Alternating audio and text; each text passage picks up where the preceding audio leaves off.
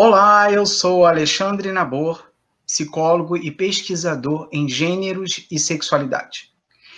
Esse programa canal, ele tem o apoio do Laboratório de Pesquisas e Estudos em Gêneros, Sexualidades, Raças, em Educação e Direitos Humanos, o GC, do Núcleo de Estudos em Políticas Públicas em Direitos Humanos da UFRJ, UNEP-DH. E temos também o apoio da editora Devires, uma editora que vem se dedicando a publicar livros na temática de gêneros, sexualidades e dissidências, entre outros assuntos da multiplicidade em gêneros e sexualidades. O programa Conta Artigo está disponível no YouTube, no Facebook. Vai lá no YouTube, clica no sininho para que você possa receber os nossos outros vídeos futuros que serão lançados. Outra novidade é que também tenha uma disponibilidade em áudio nas principais plataformas de podcasts. O Conta Artigo de hoje tem a presença do pesquisador transativista dos direitos humanos, consultor do Instituto de Raça, Identidade e Direitos Humanos da América Latina. Ele é mestre em antropologia pela UFC, Unilab do Ceará, professor, escritor, especialista em estudos de gênero, sexualidades e direitos humanos, bacharel em humanidades, bacharel em antropologia e presidente da Antralice, Associação Transmasculina do Ceará. Com vocês, Caio Lemos.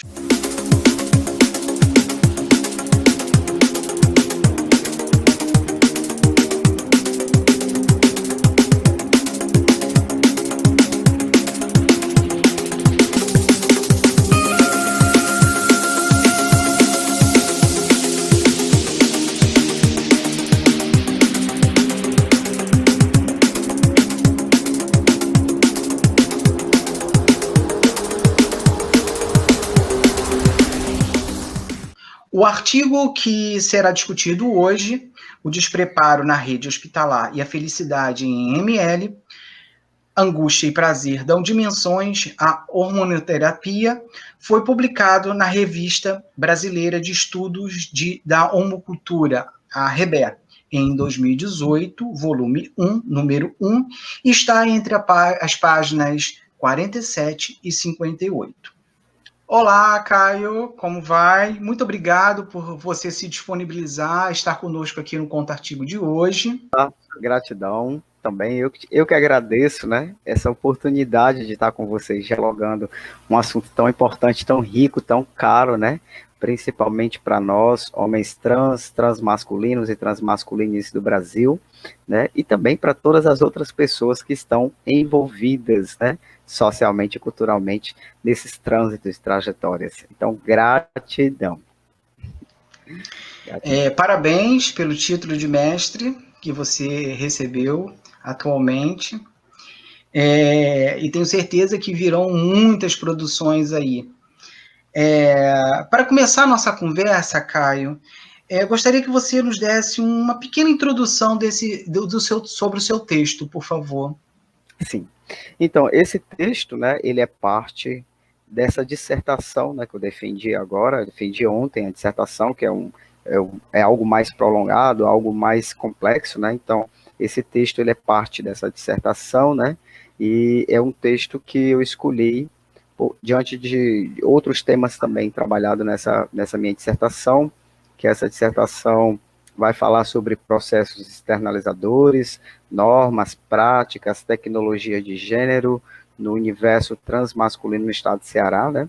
Eu fiz um afunilamento em relação não só ao meu estado, que eu sou do Ceará, a população das transmasculinidades no Ceará, mas também pensando nessa realidade, nesse cenário, né, do estado do Ceará, que é um estado do Nordeste, né? A gente sabe que o Nordeste evidencia uma carência muito grande de acesso, né, às políticas públicas, de acesso e pertencimento social e cultural. Então, o Nordeste tem essa carência, né? Então, eu afunilei, né, esse trabalho pensando nessas características, né? Pensando nas questões territoriais do que é ser um um homem trans, um transmasculino no estado do Ceará, né, com uma realidade muito forte de carência em todos os sentidos, principalmente na saúde, né, a gente evidencia atualmente, né, um cenário de carência maior ainda em relação à saúde, que isso aí vai, com certeza, vai sendo recheado mais ainda nesse trabalho que eu já estou produzindo desde 2016. Né? Então, pode-se dizer que é uma experiência que vem de 2016 e ainda está na atualidade, né? Um debate que ainda está na atualidade, né? Que nós ainda estamos evidenciando esse cenário, né? De precariedade, esse cenário do SUS sendo sucateado, esse cenário de informações em relação aos profissionais de saúde, do acesso dessas pessoas, ou não acesso, né? O que é mais evidente é que não existe não existe um acesso, né? Então, foi quando eu decidi escrever, né, sobre essas complexidades e problemáticas evidenciadas no estado do Ceará.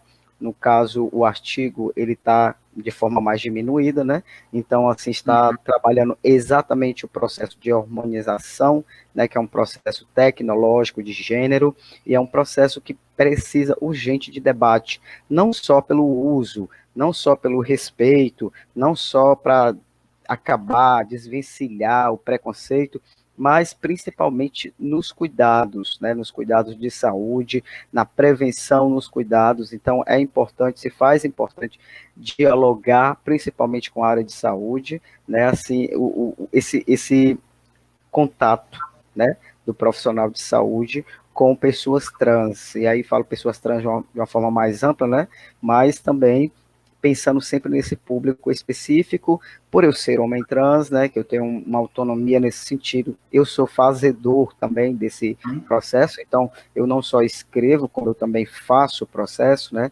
então eu evidencio a experiência, então isso me permite essa aproximação também, permite que esse diálogo escrito possa trazer uma realidade mais concreta, né, uma realidade sem suposições, mas uma realidade concreta, né, do que eu havia dito.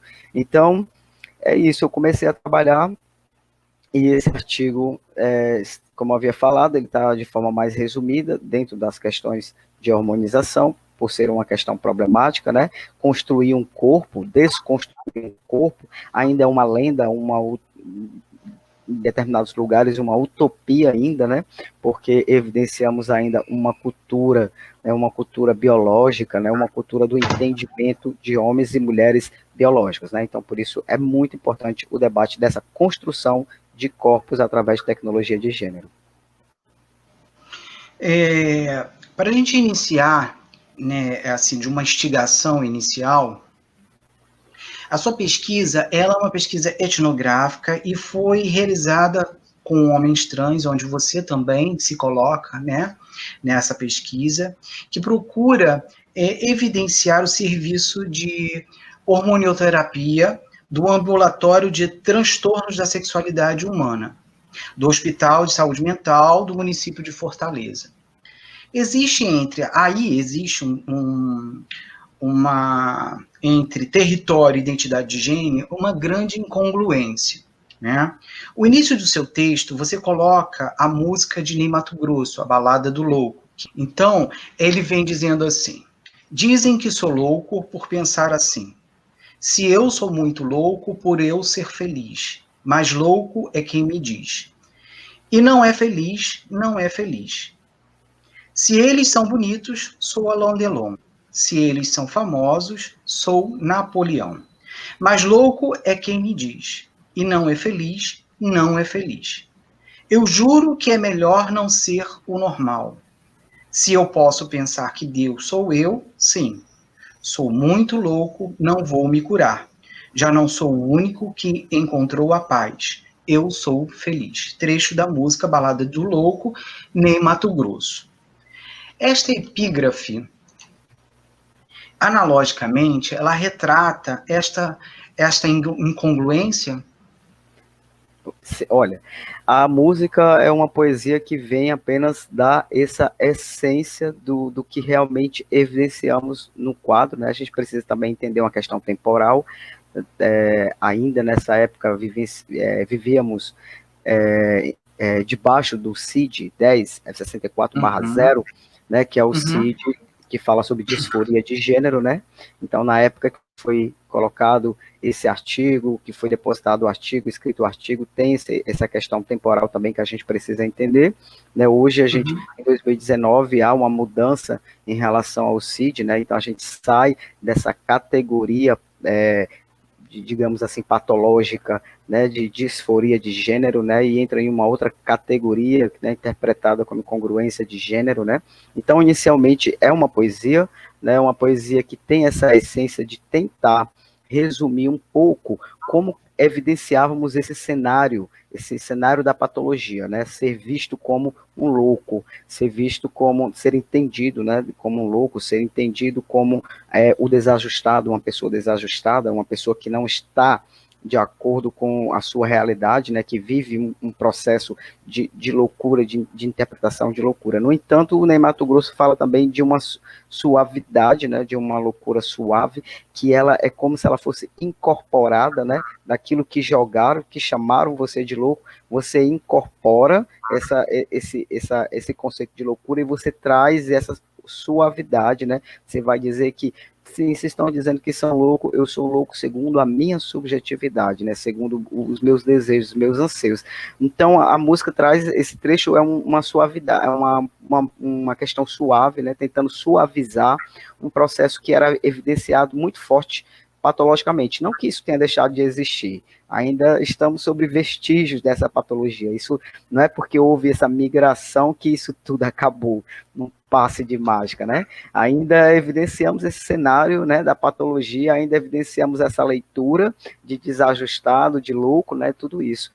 Mas também, a música também nos induz, e esse capítulo ele vai nos induzir a entender esses diversos processos e caminho de transicionar, né? E aí, quando eu falo transicionar, eu estou dizendo que transicionar é compor um conjunto de ações que interagindo nesse processo de externalização corporal, né? Então, existe um processo anterior aí ao processo transexualizador, que é um processo sistemático, burocrático, protocolado, né? Então, o processo transexualizador é essa sistemática, né? E nós somos, para além do processo transexualizador, nós somos externalização, né? O que nós fazemos com o corpo, seja de forma tecnológica, de gênero ou não, é um processo de externalização, né? Um processo que vai produzir essa externalização corporal, externalização identitária, né?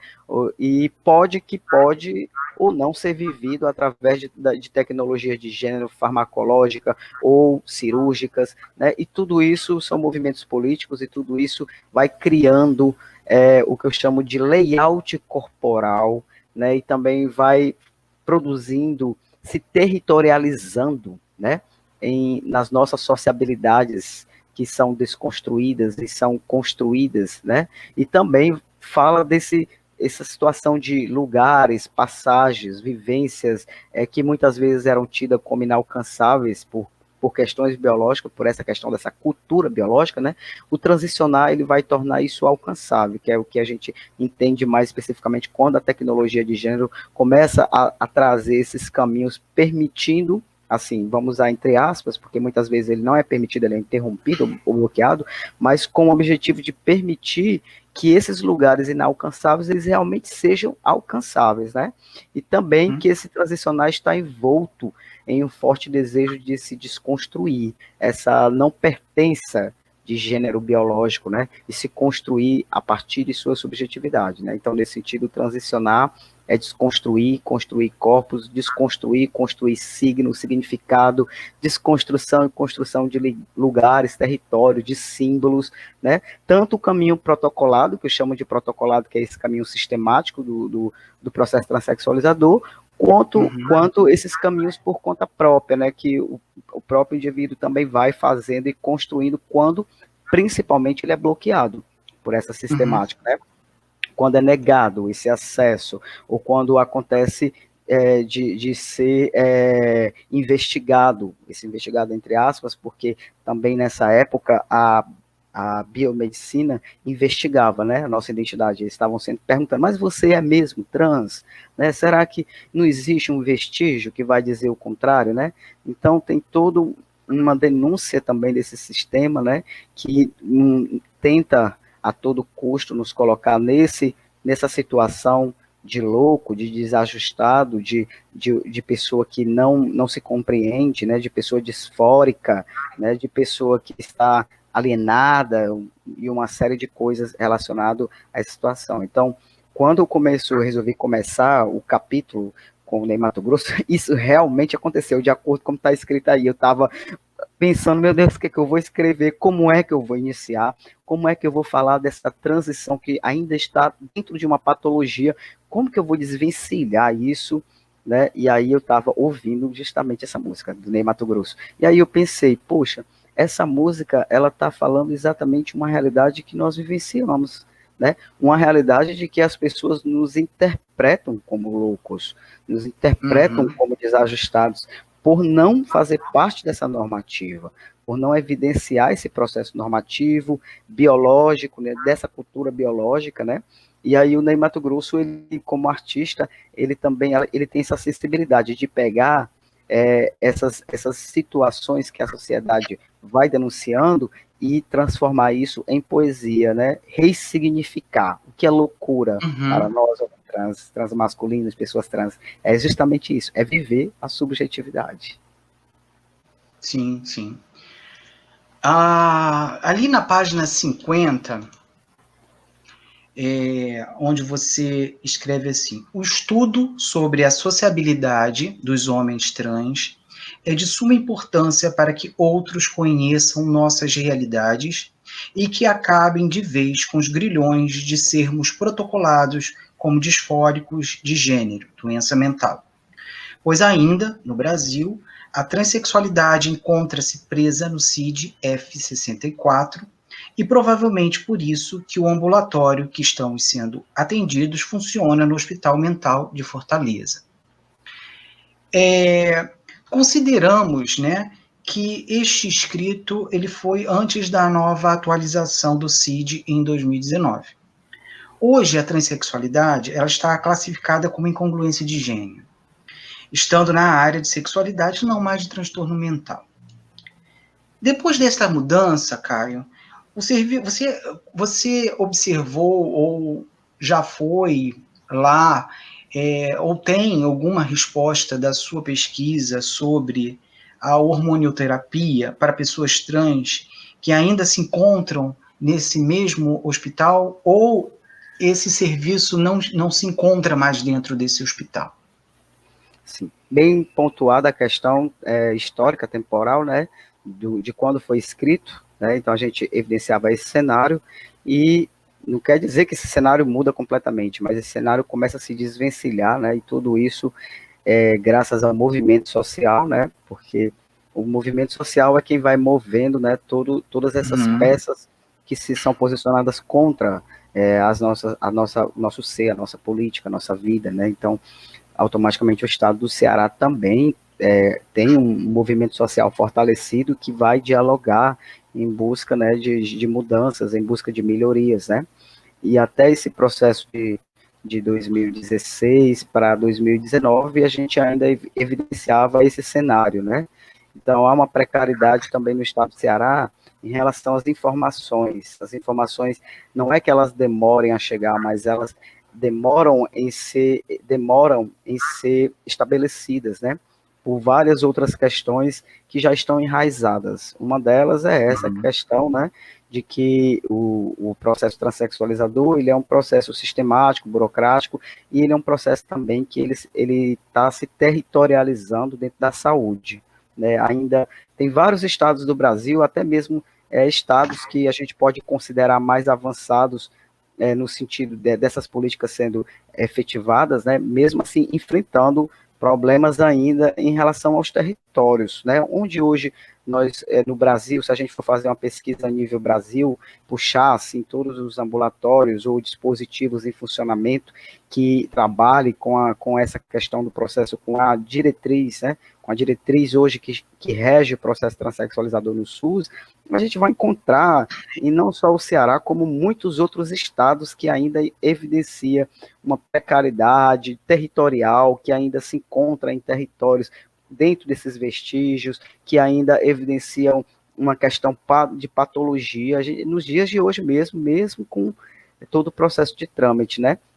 Então, o Estado do Ceará ele não é único nesse sentido, ele não se torna assim único, exclusivo, ele é uma das realidades enfrentadas no Brasil, né? No entanto, eu chamo a atenção porque a gente evidenciamos recente essa mudança, né? Ou seja, nós mudamos no estado do Ceará no início de 2018. No início de 2018, o que acontece, né? Antes disso, nós não tínhamos um lugar para ser atendido. Não existia um lugar para ser atendido. Então, nós começamos a ser atendido nesse local, né? Porque nesse local, antes também, a transexualidade era ancorada pela psiquiatria, né? Então, a psiquiatria tinha um domínio muito forte ainda sobre esses processos todos. Então, automaticamente, o lugar onde a psiquiatria mais predomina, né, dentro de uma estrutura maior, de uma estrutura estadual, ainda está no território, né, de hospitais, de lugares como esses, né, assim, onde lida diretamente com essas questões de distúrbios mental, etc. e tal. Então, tem muitos estados nessa realidade. Então, nós éramos atendidos lá com o discurso de que não tinha outro lugar para ser atendido, né?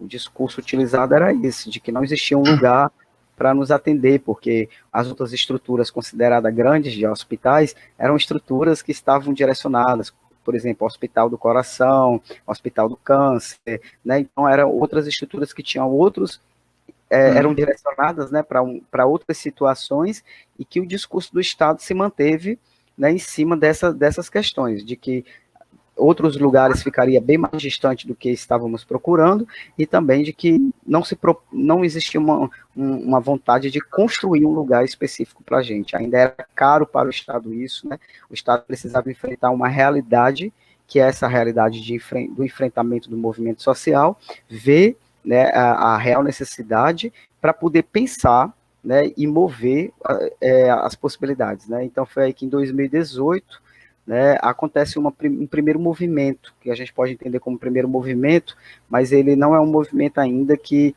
nos deixa de forma supridos, né? Ainda passa por muitas precariedades e ainda passa por muitos confrontos. O que acontece? Cria um ambulatório, que o nome do ambulatório é Ser Trans, né? Então, cria um ambulatório que recebe um título específico, né? A gente começa a entender que começa a criar um caminho específico para a gente, para não ficar nessa embaralhada de situações, cria um ambulatório com o nome Ser Trans. No entanto, o ambulatório permanece ainda nesse território, é como se eles criassem, tipo, um núcleo específico, né, assim, um núcleo que não está mais junto com outro núcleo, porque esse núcleo aí, ele é um núcleo que lida com as questões das parafiliases, né. Então, cria-se um outro núcleo, mas ainda permanecendo nesse mesmo território, o que ainda deixa muito a desejar, né, porque ainda permanece num território cheio de estigmas, né.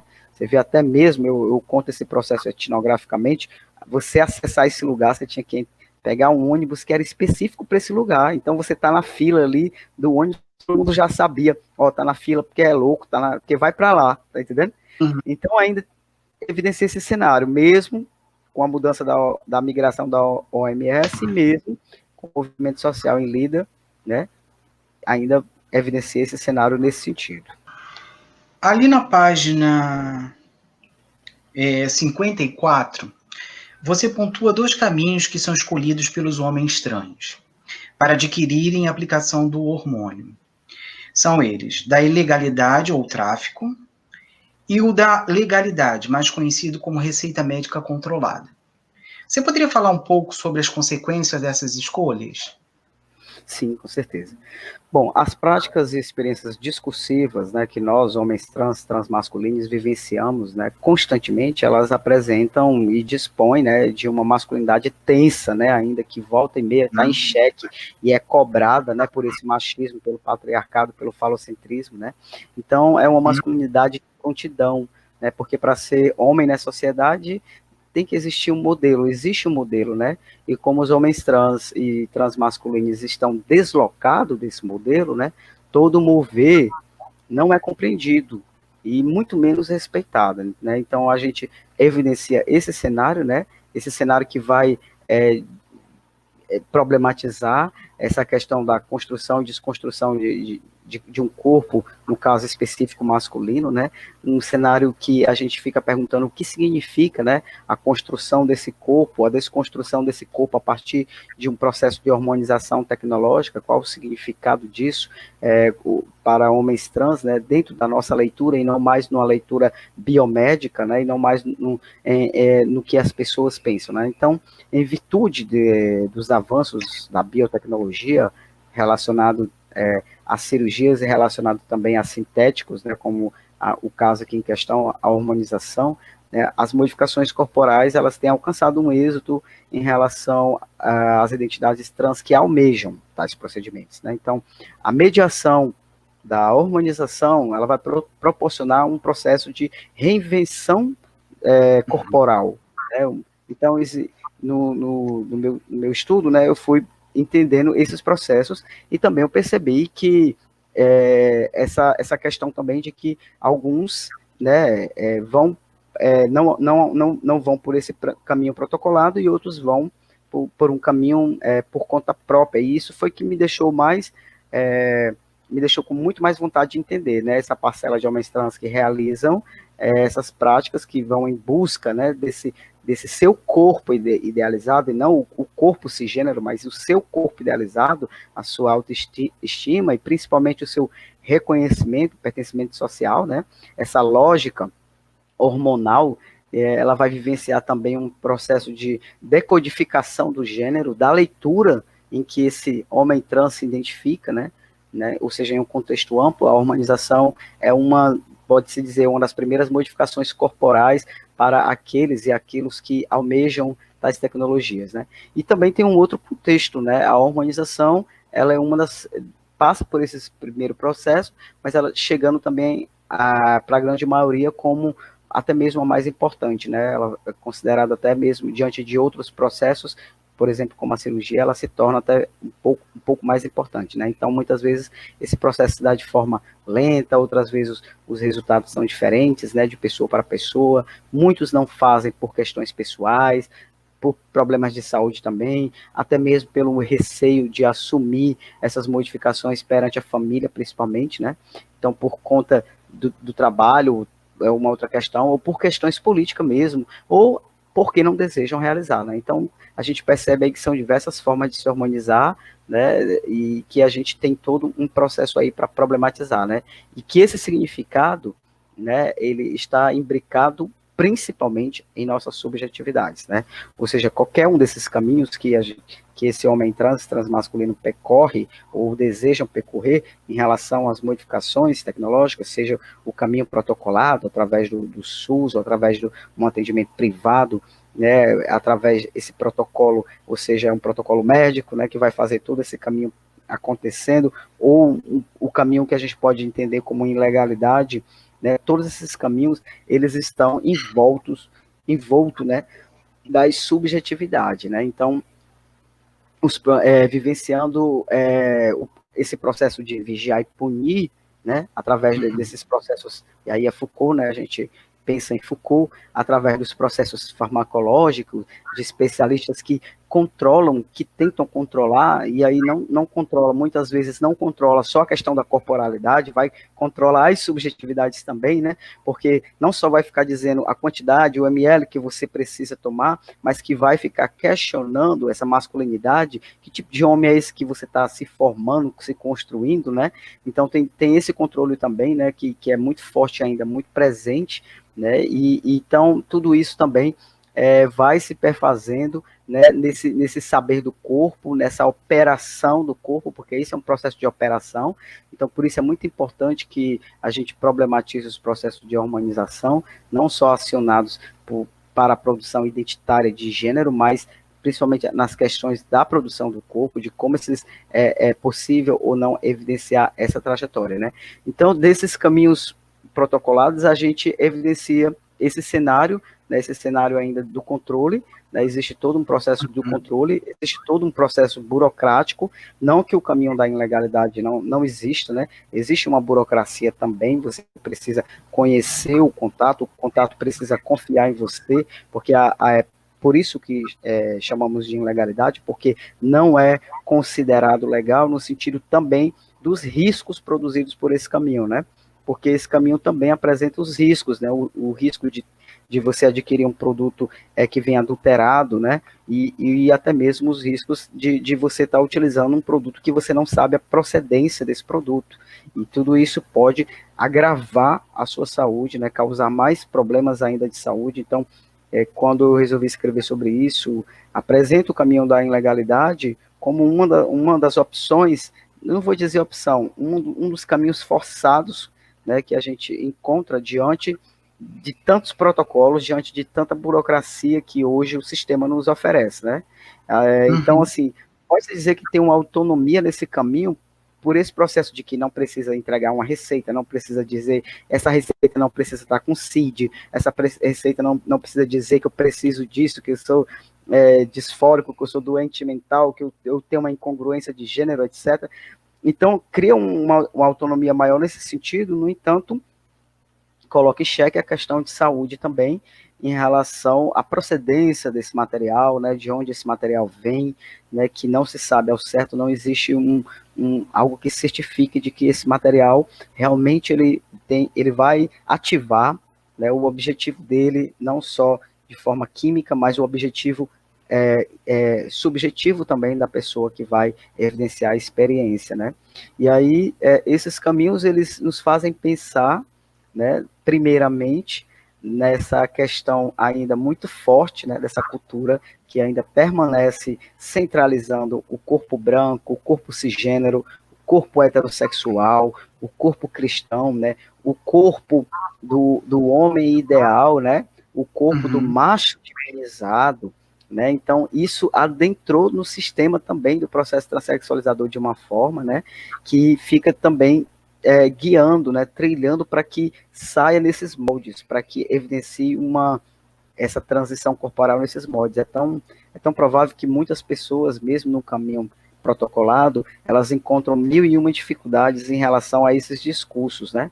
Por exemplo, elas entram em xeque a partir do momento em que elas dizem, eu sou um homem trans gay, né? Então, assim, um homem trans gay, né? Se você é um homem que gosta de outro homem, então por que não permanece, né, da mesma forma, e não entende a relação afetiva e sexual com a relação identitária, com a relação subjetiva, com a relação de performance, de masculinidade performatizada através de signos, né? Então, são ciências que não dialogam, que não percebem, né, todas essas questões que são fundamentais para uma pessoa trans, né, uma pessoa trans, aquela pessoa trans que almeja tais tecnologias, a de menos é a questão em relação aos estereótipos, por incrível que pareça, a mais forte está na sua subjetividade. Em ter esse encontro, né, com a sua subjetividade, está muito para além do que se vê, né? É fato que quando a gente inicia esses processos tecnológicos, tudo isso vai externalizar, tudo isso vai ser visto, tudo isso vai ser, né, percebido, mas acima disso tudo aí tem a subjetividade, que ela é muito importante, né? Algumas pessoas até questionam assim, então esses homens trans, no caso aqui do assunto, são pessoas que imitam, são pessoas que querem imitar uma masculinidade cisgênera, né? E aí a gente percebe mais uma vez uma sociedade centralizada, né? Nessa questão cisgênera, nesse processo, né, colonial de entendimento do que é ser homem, né? Do que é ser mulher, no caso das problemáticas relacionadas a elas, né? E aí a gente encontra mais uma vez um discurso colonizador, né, e um discurso que não consegue acompanhar esses processos de subjetividades, esses processos de externalização, como fala Peter Berg, né, que fala desses processos que a cultura evidencia isso constantemente, né, essas externalizações, e quando nós passamos por esse crivo, nos é cobrado esse modelo Sim, hegemônico, né, esse modelo sim. de ser homem, essa estrutura física de ser homem, né, e aí começam Uhum, a dizer, que é uma barba porque o homem cis tem barba. Não, a gente deseja as nossas coisas de acordo com as nossas subjetividades, com os nossos desejos, com uhum, a nossa identidade, né? Então hoje em dia, hoje o debate está muito mais amplo, né? Em que a gente uhum. se depara com muitas outras identidades, não existe somente a identidade de homem trans, né? Então existe uma transmasculinidade e a gente começa a perceber que tem muitas outras subjetividades para além de hormônio, de barba, de cirurgias, tem outros caminhos também que vão se entrelaçando nesses processos também. Cara, então chegamos a nossa, o nosso final do programa. É, eu, você escreveu também um livro, né? O livro No Candomblé, Quem é Homem e Quem Não É. Fala um pouco sobre esse livro para gente, por favor. Certeza. O livro ele já começa trazendo uma interrogação, né, uma problemática para a gente pensar sobre masculinidades, né, pensar masculinidades nesse território mais específico. Eu também sou candomblessista, mas isso não impede da gente pensar para além desse território, né? Porque isso é uma problemática que não gira só dentro do candomblé, ela é uma problemática que gira em toda a sociedade, né?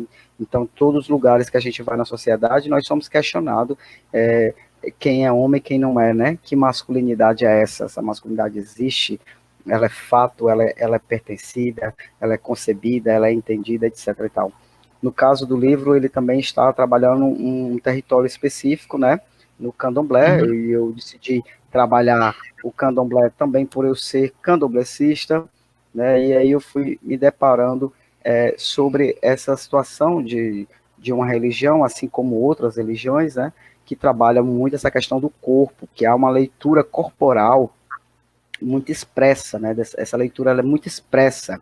E o candomblé é uma das religiões de matriz africana que trabalha, evidencia o corpo 99%, né? Então, quase tudo que se faz naquele território, não só de forma ritualística, né? As coisas que se faz no dia a dia, tudo gira em torno dessas categorias, né? Dessas categorias homem e mulher e das categorias corpo, da categoria corpo, né? Então, Na área, assim, né? isso, exatamente.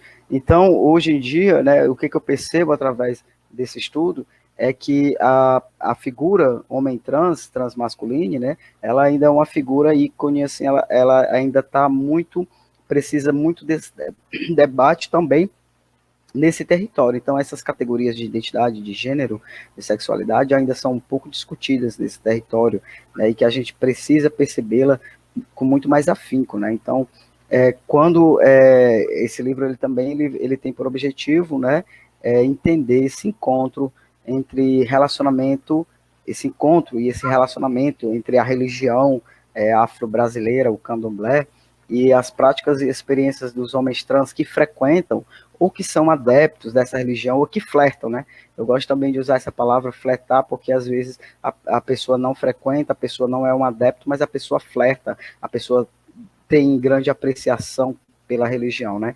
Então eu busco narrar essas práticas e experiências religiosas de homens trans no candomblé e apontando possíveis discriminações vivenciadas por essas pessoas nesses espaços, né, que muitas vezes são reproduzidas em suas narrativas de posições cis heteronormativas, né, biologizantes, né, ainda também dentro de uma categoria biologizante, e aí faço vários questionamentos, dentre eles, né, se é possível ser um homem trans no candomblé, é possível ser esse homem trans no candomblé, viver, pertencer a esse território e ser entendido, ter todo o entendimento dessa masculinidade respeitada, né, e se eu sou um homem trans, é possível vivenciar e transitar esses espaços, porque também não basta só aceitar, né? Não adianta só dizer assim, não, nós aceitamos homens trans, como muitas outras igrejas fazem isso.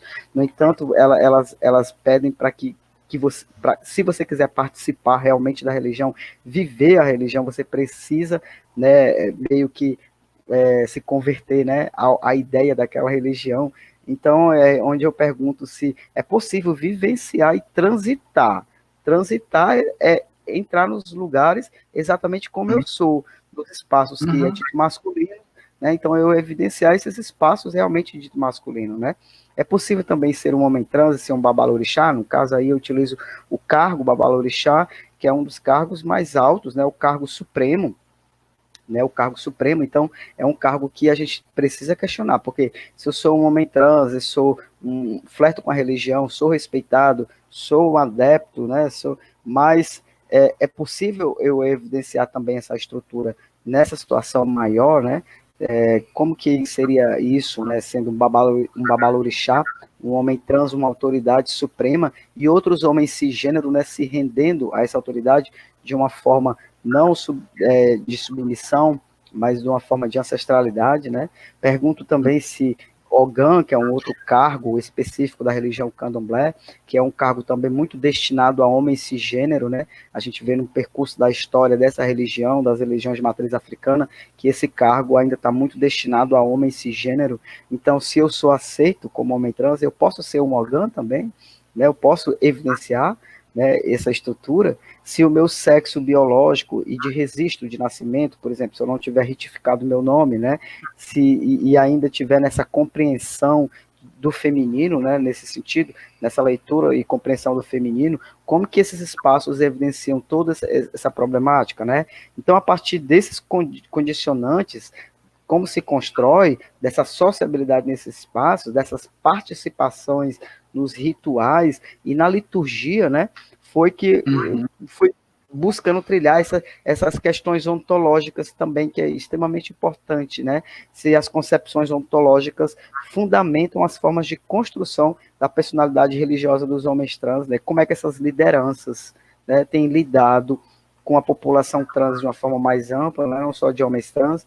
Então, tudo isso eu fui buscando compreender como se constrói essas vivências, né, na prática religiosa, relacionando os estudos de gênero, de sexualidade, com os estudos da religião também, através de análise dos discursos desses sujeitos homens trans que interagem nesses espaços, né, que são os terreiros de candomblé, ou até mesmo de umbanda, ou outras que a gente pode chamar de terreiros de matriz africana, e até mesmo outras religiões. A gente pode também pensar outra. Você vê que hoje em dia a religião evangélica tem as igrejas inclusivas, né? E hoje tem muitas igrejas evangélicas que são inclusivas. Então a gente vê uma aceitação e um pertencimento. Mas trago esses questionamentos também para esses territórios.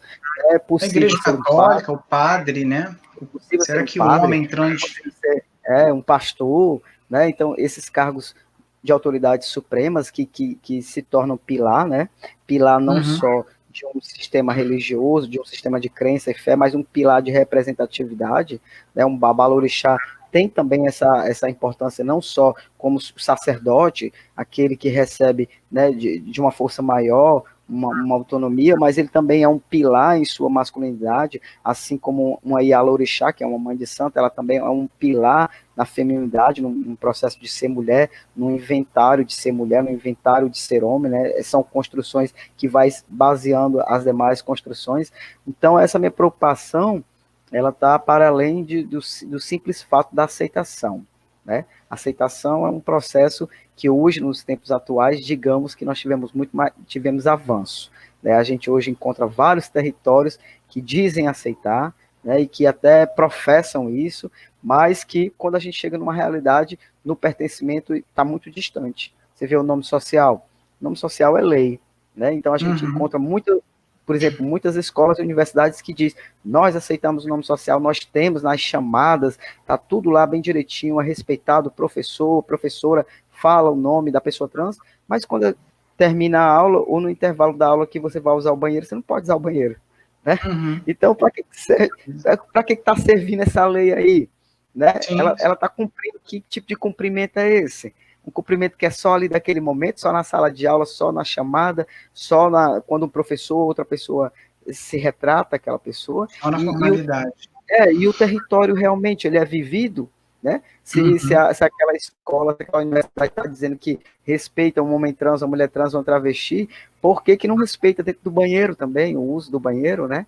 Então, assim, tudo isso a gente tem que pensar, né, que a aceitação é o de menos, é o mínimo, né? Ainda é preciso muito mais, se faz necessário muito mais, né? Se faz necessário Sim. o pertencer. E pertencer é viver algo que pode ser muito forte, mas pleno. Né? Ninguém nunca vive pleno, realmente. Né? Até as pessoas cis, elas também estão sendo questionadas. Se você é um homem cis, você tem que ter a postura de heterossexual, você tem que ter a postura viril. Então, mesmo sendo cis, você também é cobrado, né? por essa questão né, patriarcal, porque isso é algo trazido do patriarcado, é um ensinamento do patriarcado que foi se levando para todas as estruturas, inclusive as religiões. As religiões não fogem, né? Ao contrário, muitas delas evidenciam ainda essa estrutura do patriarcado, essa estrutura biológica, né, de forma como verdade, de forma como legítima, né? Então, o candomblé não foge dessa regra, o candomblé não é uma religião perfeita, não é um território perfeito, mas é um território que tem buscado se desconstruir, né? Desde a época da ditadura, né, que houve a perseguição em relação aos gays, em relação a travestis, né, que eram os personagens que evidenciavam muito a situação de rua, né, da lida com a sociedade, e foi violentados, mortos e mortas, e muitos desses gays, muitas das travestis dessa época, foram salvos debaixo das saias das iabás, né? Isso está escrito na história, então a gente percebe que o candomblé tem esse, digamos, esse passo à frente em relação à desconstrução, mas que é uma religião ainda que precisa ainda problematizar, né? E é isso que nós estamos fazendo, não só as pessoas trans que são candomblecistas,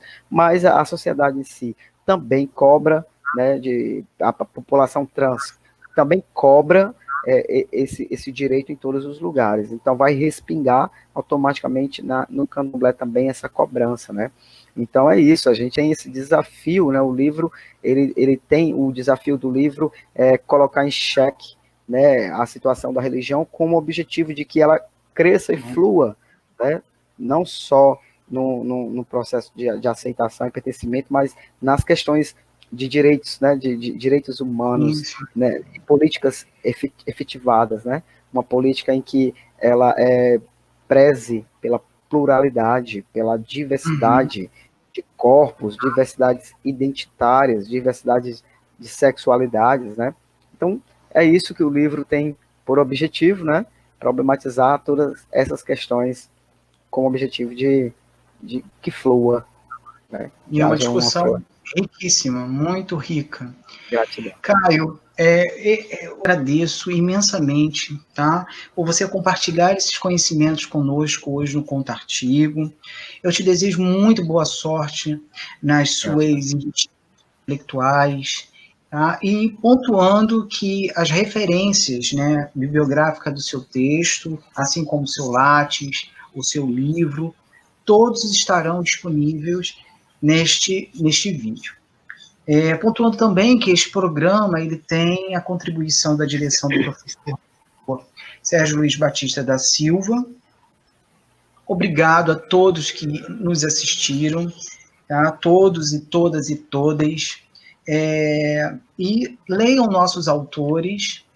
Uma boa leitura desse texto maravilhoso e também compre o livro do Caio, que é muito bom, eu recomendo, é maravilhosa essa discussão. É uma discussão que nos traz boas reflexões, né, nesse momento onde a intolerância religiosa está crescendo cada vez mais. Né? A gente precisa refletir sobre isso. E até a próxima entrevista. Tenha um abraço e até a próxima.